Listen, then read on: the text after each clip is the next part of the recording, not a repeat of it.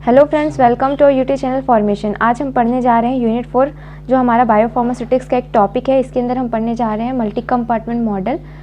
Multi compartment model में 2 compartment open model IV bolus हम यहाँ पे डिस्कस करेंगे। तो सबसे पहले आपको जानना होगा कि मल्टी कंपार्टमेंट मॉडल होता क्या है। तो आपने अभी तक पढ़ा होगा कि हमारा एक सेंट्रल कंपार्टमेंट होता है और एक हमारा पेरिफेरल कंपार्टमेंट होता है। तो सेंट्रल कंपार्टमेंट किसको कहते हैं? जहाँ पे हमारा हाईली परफ्यूज्ड ऑर्गन्स पाए जाते हैं। हाईली परफ्यूज्ड ऑर्गन मतलब कि ऐसे ऑर्गन जहाँ पे हमारा ब्लड फ्लो ज़्यादा होता है। तो आपको पता है यहाँ पे हमारा किडनी हो गया, ठीक है, किडनी, लीवर, ये जो मेजर ऑर्गन है जहाँ पे हमारा ब्लड का परफ्यूजन ज़्यादा होता है उसको हम सेंट्रल कंपार्टमेंट कहते हैं। सेकेंड हम बात करते हैं पेरिफेरल कंपार्टमेंट की। तो जो हमारा पेरिफेरल कंपार्टमेंट होता है वहाँ पे हमारा लो परफ्यूज्ड ऑर्गन्स मतलब टिश्यू मसल्स ये सब पाए जाते हैं। वहाँ पे हमारा जो भी ब्लड है बहुत कम पहुँचता है, ठीक है। तो ये हुआ 2 चीज़। अब हमको पता है हम जब 1 कंपार्टमेंट मॉडल पढ़ते थे तो उसमें हम सिर्फ एलिमिनेशन देखते थे। क्या देखते थे? उसमें हम सिर्फ एलिमिनेशन के बारे में देखते थे। लेकिन जब हम 2 कंपार्टमेंट या फिर मल्टी कंपार्टमेंट मॉडल के बारे में पढ़ते हैं तो एक तो हम इसमें देखते हैं डिस्ट्रीब्यूशन। सिंपल सी बात है, जब हम कोई भी यहाँ से ड्रग देंगे, है ना, IV के थ्रू, तो एक तो उसमें सबसे पहले क्या होगा? डिस्ट्रीब्यूशन होगा उस ड्रग का, है ना, सेंट्रल कंपार्टमेंट से। उसके बाद डिस्ट्रीब्यूशन होने के बाद दूसरा हमारा यहाँ से एलिमिनेशन भी होगा। एलिमिनेशन क्यों होगा? क्योंकि सिंपल सी बात है, एलिमिनेशन हमारा सेंट्रल कंपार्टमेंट से क्यों होगा?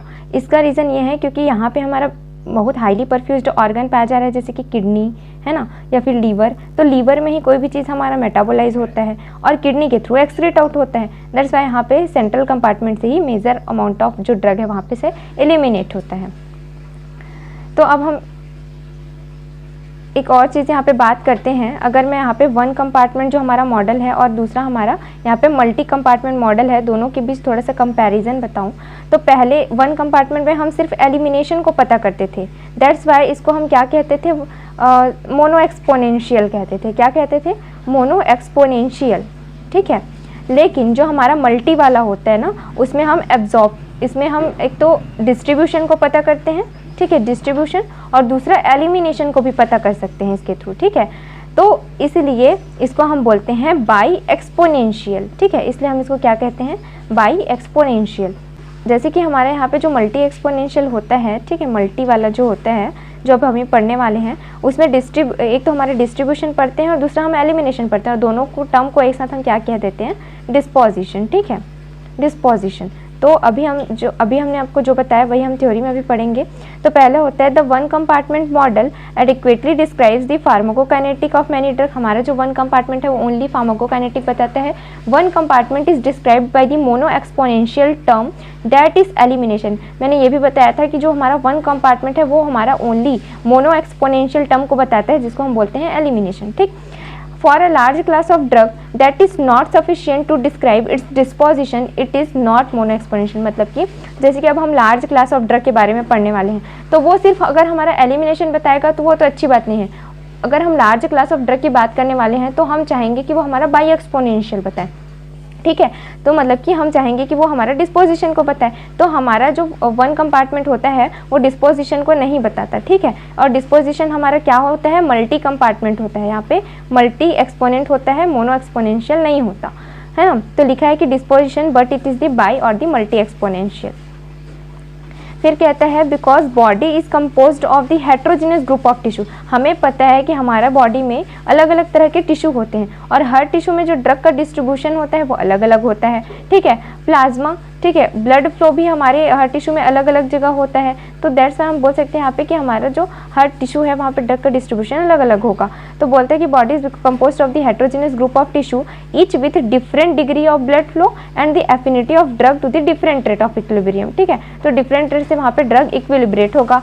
The drug will concentrate in the tissue in accordance with the affinity of a drug for that particular tissue. हमारे ड्रग की एफिनिटी जिस टिश्यू में ज़्यादा होगी उस टिश्यू में वो ड्रग ज़्यादा डिस्ट्रीब्यूट होगा, ठीक है। अब यहाँ पे हम एग्जांपल की बात करते हैं तो क्या बोलते हैं कि लिपिड सॉल्युबल ड्रग, सिंपल सी बात है, लिपिड सॉल्युबल ड्रग है तो कौन से एरिया में ज़्यादा वो जाके डिस्ट्रीब्यूट होगा? ठीक है, वो हमारे फैटी एरिया में। तो लिखा है कि lipid soluble drug tend to accumulate in the fat tissue and drug that bind to the plasma protein, जो ड्रग ज़्यादा प्लाज्मा प्रोटीन के साथ बाइंड होगा may be more concentration in the plasma, simple सी बात है, प्लाज्मा में उसका कंसंट्रेशन ज़्यादा होगा। ठीक, अब यहाँ पे हम आपको एक ग्राफ के थ्रू बताते हैं। तो ये जो आपको ग्राफ दिख रहा है, इधर हमारा प्लाज्मा लेवल है, ये हमारा टाइम है।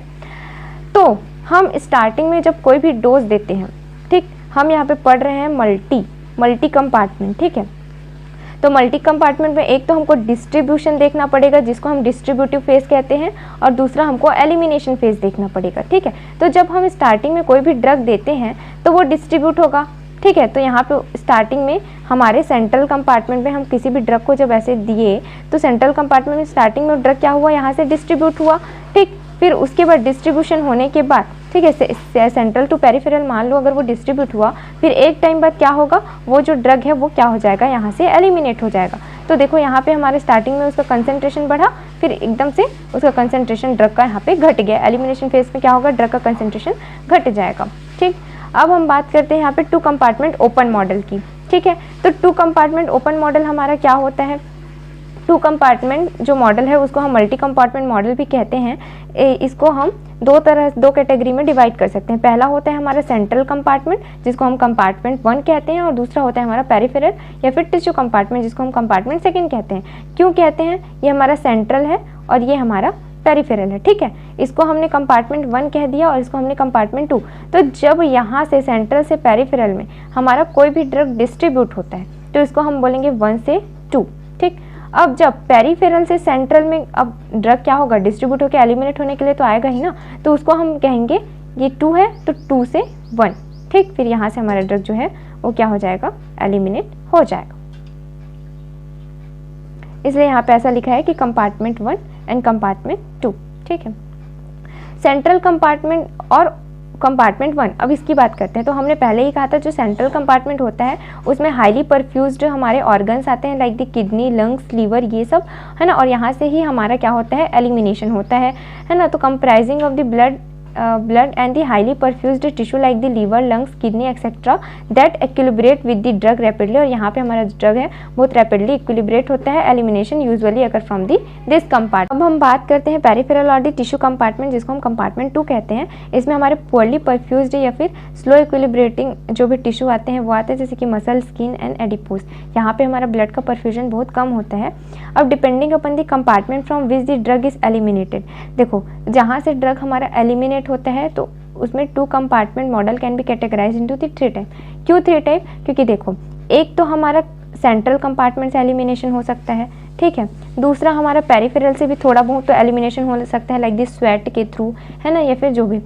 तो ये इस तरह से हम इसको क्या कर सकते हैं, 3 तरह से कैटेगराइज कर सकते हैं। तो सबसे पहला कहता है कि 2 compartment model with elimination from the central compartment, पहला हो गया। दूसरा 2 compartment model with the elimination from the peripheral compartment, ठीक है। और एक तो ऐसा जो एलिमिनेशन होता है जो दोनों साइड से हो सकता है, तो elimination from the both compartment, ठीक। अब यहाँ से हमारा मेन टॉपिक स्टार्ट होता है, इंट्रावेनस बोलस एडमिनिस्ट्रेशन, ठीक है। तो हमने अभी तक पढ़ा कि सेंट्रल कंपार्टमेंट होता है और पेरिफेरल। तो सेंट्रल को हमने 1 कहा और पेरिफेरल को हमने 2 कहा, ठीक है। तो जब सेंट्रल से पेरिफेरल में जाते हैं तो उसको हम 1 और 2 से शो करते हैं, और जब पेरिफेरल से हमारे सेंट्रल में आते हैं तो उसको 2 और 1 से शो करते हैं। यहाँ से हमारा एलिमिनेशन होता है। तो the model shows the elimination from the central compartment. तो ये मॉडल शो करता है ये जो एलिमिनेशन हो रहा है कहाँ से हो रहा है, सेंट्रल कंपार्टमेंट से, आफ्टर आईवी बोलस। अब यहाँ पे आपको एक कॉन्सेप्ट समझना पड़ेगा, क्या होता है। हमने कोई यहाँ पे हमारे ये सेंट्रल कंपार्टमेंट था, हमने आईवी बोलस यहाँ से दिया, ठीक है, मतलब इंजेक्शन दिया नॉर्मली। तो क्या होता है, इनिशियली यहाँ पे कंसंट्रेशन ड्रग का बढ़ेगा, ठीक। फिर थोड़ी देर बाद क्या होगा, ये हमारा पेरिफेरल है, फिर क्या होगा, ये ड्रग कहाँ डिस्ट्रीब्यूट होगा, डिस्ट्रीब्यूशन तो होगा ना, क्योंकि हम यहाँ पे 2 चीज़ पढ़ते हैं, डिस्ट्रीब्यूशन और एलिमिनेशन। तो डिस्ट्रीब्यूशन होगा वो जाएगा पेरिफेरल में, तो हम बोल सकते हैं इमीडिएटली यहाँ पर कंसंट्रेशन क्या हो जाएगा, सेंट्रल में कम हो जाएगा हमारे ड्रग का, ठीक। अब वो चला गया वो ड्रग हमारे कहाँ पे, पेरिफेरल में। अब इतना हमको पता चल गया। अब फिर थोड़ी देर बाद क्या होगा, दोनों में, अब यहाँ पे भी चला गया हमारा ड्रग। अब थोड़ी देर बाद क्या होगा, दोनों जगह पे हमारा ड्रग का कंसंट्रेशन पूरी तरह से डिक्रीज हो जाएगा। क्यों, ड्यू टू दी एलिमिनेशन। एक टाइम बाद तो एलिमिनेशन होगा ही ना हमारे ड्रग का, तो एलिमिनेशन की वजह से क्या हो जाएगा, पूरी तरह से ड्रग यहाँ पे दोनों में इक्विलिब्रियम कंडीशन में आ जाएगा और क्या रहेगा, दोनों में जो ड्रग का कंसंट्रेशन है वो सेम रहेगा। तो सबसे पहले बोलते हैं कि after the IV bolus a drug that follow the 2 compartment kinetic decline in plasma concentration of 2 disposition process. 2 disposition process की वजह से यहाँ पे प्लाज्मा का कंसंट्रेशन क्या होगा, यहाँ पे ड्रग का कंसंट्रेशन प्लाज्मा में डिक्लाइन होगा। एक तो होता है मेरा डिस्ट्रीब्यूशन के थ्रू, ये मेरा पहला डिस्पोजिशन हुआ, और दूसरा एलिमिनेशन, ये मेरा दूसरा डिस्पोजिशन, तभी यहाँ पे लिखा है 2 डिस्पोजिशन प्रोसेस, है ना। तो that is indicating the presence of that is distribution and the elimination. Initially the concentration of drug in the central compartment decline rapidly.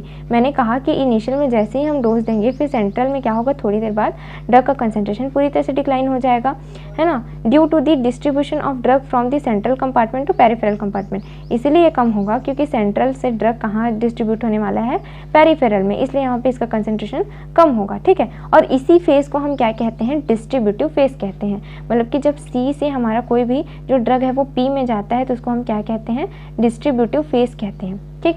अब आफ्टर सम टाइम, अब कुछ टाइम बाद, सिंपल सी बात है, कुछ टाइम बाद क्या होगा, यहाँ पे भी ड्रग का कंसंट्रेशन थोड़ा कम हो जाएगा डिस्ट्रीब्यूशन के बाद, और पेरिफेरल में भी कम हो जाएगा। तो अब जब दोनों जगह में हमारे ड्रग का कंसंट्रेशन क्या हो जाएगा, थोड़ा इक्विलिब्रियम में आ जाएगा, तब जाके यहाँ पे एलिमिनेशन होगा हमारे किसी भी ड्रग का।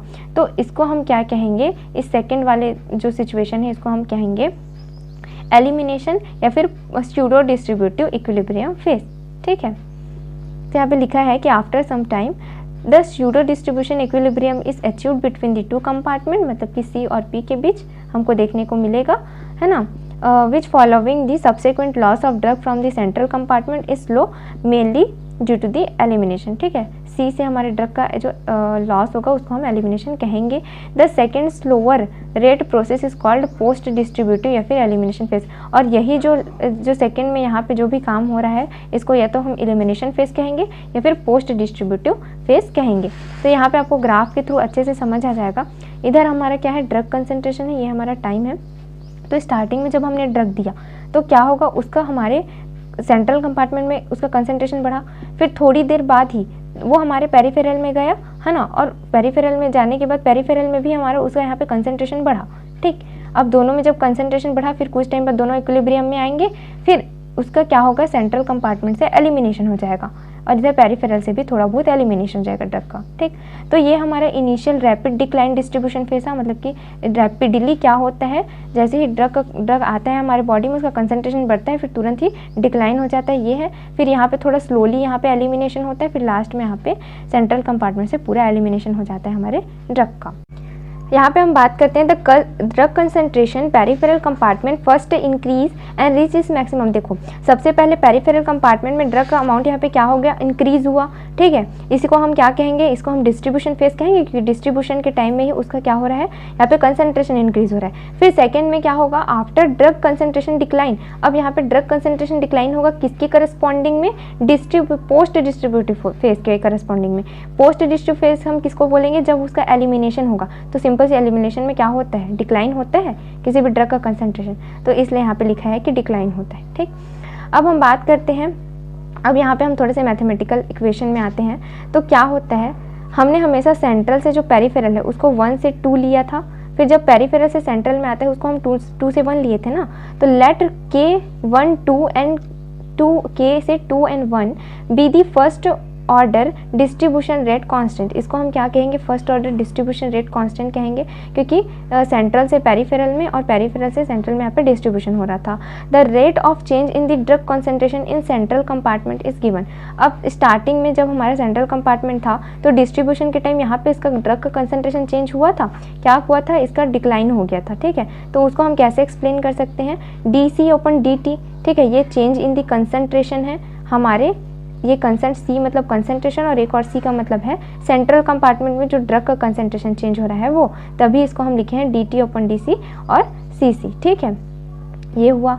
अब ये K21 Cp क्या है हमारा, देखो C मतलब कंसंट्रेशन और P मतलब पेरिफेरल। पेरिफेरल में कंसंट्रेशन क्या है, अब इसको हमने 2-1 क्यों लिखा है, क्योंकि ये मेरा C है, ये मेरा पेरिफेरल है ना। तो ये इधर से हमारा क्या होता है 1 से 2 और इधर से हमारा क्या होता है 2 से 1। तो हम पेरिफेरल के बारे में पढ़ रहे हैं तो यहाँ पे हम क्या लिख सकते हैं, Cp, ये हमारा पेरिफेरल में कंसंट्रेशन, और 2-1, ठीक है।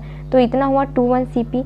अब यहाँ पे माइनस, अब उसको हम माइनस करेंगे K12 किसके लिए है यहाँ पे हमारा 12 हमारा है सेंट्रल कंपार्टमेंट के लिए, इसलिए हमने कंसंट्रेशन लिखा है सेंट्रल कंपार्टमेंट के लिए। माइनस किससे एलिमिनेशन होता है, सेंट्रल कंपार्टमेंट से एलिमिनेशन होता है, तो यहाँ पे हमने KE लिखा है, ठीक है, सेंट्रल कंपार्टमेंट से हमारे यहाँ पे एलिमिनेशन हो रहा है, ठीक, इतना क्लियर हुआ। अब हम देखते हैं, देखिए हम इसको क्या लिख सकते हैं, जो हमारा सेंट्रल कंपार्टमेंट है उसको x1 से x2 में ड्रग का डिस्ट्रीब्यूशन हो रहा है ऐसा लिख सकते हैं, इसलिए हम इसको K1 2 CC लिखते हैं, और इसको हम लिखते हैं 2 से 1 की ओर जाता है, x2 से x1 की ओर डिस्ट्रीब्यूशन होता है पेरिफेरल में, इसलिए इसको हम K21 CP लिखते हैं, ठीक। अब यहाँ पे C, जो C लिखा था हमने कैपिटल में, उसको हम x/VD लिख सकते हैं। क्यों लिखते हैं, क्योंकि x जो ड्रग का अमाउंट है वो किसके बराबर होता है, हमारे कंसंट्रेशन के और वॉल्यूम ऑफ डिस्ट्रीब्यूशन के, मतलब जितना ज़्यादा कंसंट्रेशन होगा ड्रग का, है ना, जितना ज़्यादा ड्रग मतलब कि हमारा कंसंट्रेशन होगा ड्रग का उतना ज़्यादा वॉल्यूम ऑफ डिस्ट्रीब्यूशन होगा। तो इसको बस हमने क्या कर दिया है, C को यहाँ पे पहले लिख दिया है, ठीक है, x हमारा ऊपर चला गया और वॉल्यूम ऑफ डिस्ट्रीब्यूशन नीचे आ गया। तो ये अब हम हर C के जगह पे ये वाला जो फॉर्मूला है उसको पुट कर देंगे। कैसे पुट करेंगे, dCC/dt, मतलब कि ड्रग का कंसंट्रेशन चेंज हो रहा है हमारा, ठीक। K21 XP, मतलब कि ड्रग है, यहाँ पे x जो लिखा है इसको पेरिफेरल के लिए ले रहे हैं इसलिए XP, और VP, ठीक है। VD को हमने VP क्यों लिखा है, कहाँ पे डिस्ट्रीब्यूशन हो रहा है, पेरिफेरल में डिस्ट्रीब्यूशन हो रहा है, इसलिए यहाँ पे हम VD को VP लिखें, ठीक। माइनस, अब हम सेंट्रल के लिए भी सेम लिखेंगे, यहाँ पे हम XC लिखेंगे सेंट्रल के लिए, और वॉल्यूम ऑफ डिस्ट्रीब्यूशन को VC लिखेंगे, ठीक है। तो ये 1-2 के लिए KC/VC, और ये हमारा एलिमिनेशन है। कहाँ से होता है एलिमिनेशन, सेंट्रल कंपार्टमेंट से, और उसका डिस्ट्रीब्यूशन भी कहाँ होगा, सेंट्रल कंपार्टमेंट में, इसलिए हमने वहाँ पे VC लिखा है। यहाँ पे देख सकते हैं आप कि XC और XP, इसको हम क्या कहेंगे, amount of drug in the central and peripheral compartment, amount of drug in the central and peripheral compartment, और VC और VP क्या है, ये हमारा वॉल्यूम ऑफ डिस्ट्रीब्यूशन है। तो हमने C कंपार्टमेंट के लिए लिखा है और P पेरिफेरल के लिए, तो apparent volume of distribution in the central and peripheral compartment respectively, ठीक। अब हम बात करते हैं, therefore the drug concentration change in the peripheral compartment is given by, तो सबसे पहले हम पेरिफेरल कंपार्टमेंट का निकालते हैं। तो देखिए यहाँ पे C है और ये P है, मतलब पेरिफेरल कंपार्टमेंट में जो ड्रग का चेंज हो रहा है इज इक्वल टू K1 से 2 कंपार्टमेंट, मतलब कि सेंट्रल से हमारे पेरिफेरल में जा रहा है, इसलिए हम इसको C से C लिखे हैं, और K21 मतलब कि इसका कंसंट्रेशन हमारे पेरिफेरल में। दोनों को जब हम माइनस करेंगे तो इसको हम कैसे लिख सकते हैं, और K21 XC और VC, ठीक है, XC VC क्यों, क्योंकि यहाँ पे C में उस मतलब कि कंसंट्रेशन जो ड्रग है उसका, और ये उसका वॉल्यूम ऑफ डिस्ट्रीब्यूशन सेंट्रल में, ठीक है। उसी तरह ये हमारे P का, तो ये इक्वेशन नंबर 3 हो गया, और ये वाला इक्वेशन नंबर 4। अब इस इक्वेशन का हम यहाँ पे क्या करेंगे, इंटीग्रेशन करेंगे। तो इंटीग्रेशन करने से क्या हो जाता है, ये CC सबसे पहले हम किसका निकालते हैं, जो हमारा सेंट्रल कंपार्टमेंट है उसका, ठीक है।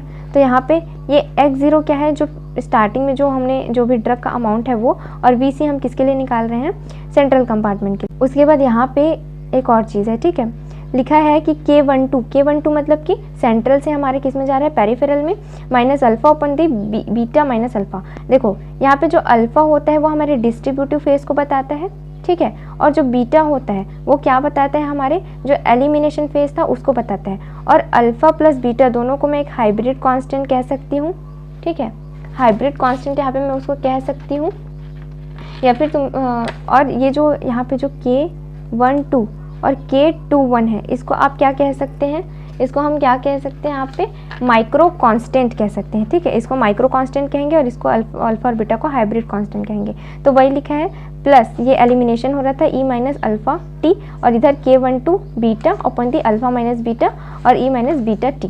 सेन उसी तरह हम पेरिफेरल के लिए भी लिखेंगे, तो क्या है CP, यहाँ पे लिखा है हमारा CP, है ना। तो x0 ये उसका ड्रग का अमाउंट है, ये हमारा पेरिफेरल में, ठीक है, जो डिस्ट्रीब्यूशन हो रहा था। तो K12 हम यहाँ पे हमारा क्या आएगा, K21 आएगा, ठीक है, यहाँ पे थोड़ा मिस्टेक हो गया है, K21 आएगा, beta minus alpha E minus alpha T, और K21 alpha minus beta E beta T, ठीक है।